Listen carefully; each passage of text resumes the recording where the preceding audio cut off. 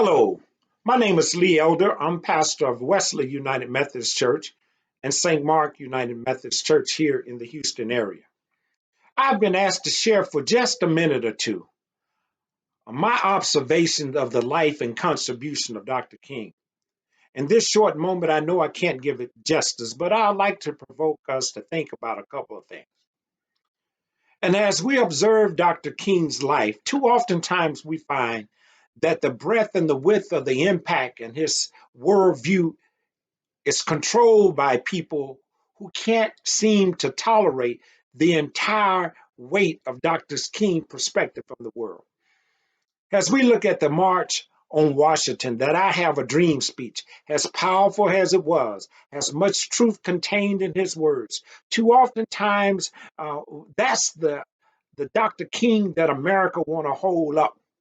But what about the Dr. King that spoke out against uh, police brutality, the Dr. King that spoke out against the war in Vietnam, the, the Dr. King that was organized a poor people's campaign, the Dr. King who consistently uh, put his body and mind into action and challenged the powers that be.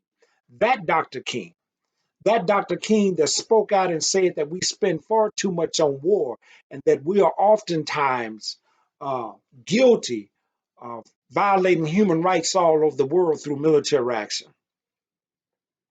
Dr. King was a scholar, he was a writer, he was a organizer, he was a human rights fighter, he was many things, but at his core, he was a pastor who had been shaped and formed, and worldview had been established through the experience of Black people in America through the Black church. And I pray that the day will come when the church of all hues, of all ethnic groups, will begin to reclaim its prophetic voice, who will be on the edge, not just so much caught up on what's going to happen to us in eternity, as important as that is, but will begin to ensure that people can live with dignity here on earth.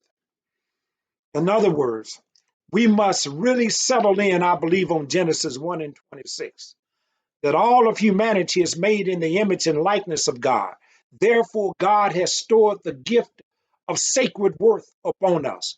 God has declared in making us in his own image and in his own likeness, has declared that we have eternal worth. He did not ask anybody what they thought about it. He did not take a vote. He did not need anyone to second the emotion. He declared it to be so.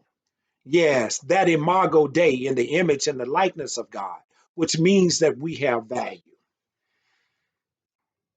And as we consider this, how will that shape and inform building the beloved community? Having a society in which everybody who goes to work will have a livable wage, that will have earn enough that they can provide and afford decent housing, that they do live in a community in which they don't live in a food desert, which they will live in a community in which they have access to health care, and which police brutality and harassment no longer exists. That's the beloved community. I want to close with this. As important as the mission of the church is, and Dr. King understood this clearly, as important as personal salvation is, it's even just as critical that we push the envelope and ask the question, can systems be born again? Can the economic system in this nation be born again? Can the judicial system be born again? Can the healthcare system be born again? Can the educational system be born again? Can policing in this nation, can it be born again in such a way that it does no harm, that it seeks to build up, that everyone can participate and receive justice, that equity is present?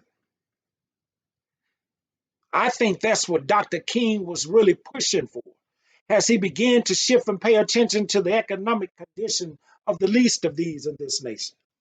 I will leave you with this. When Jesus returned, according to Matthew, he's going to ask two questions. How have you treated the least of these? How have you treated the poor? He's not going to ask where we work or where we live. He want to know that we show love one for another, not in an affectionate sense, not in an emotional sense, but that we honor the value of every human being because God has declared it to be so.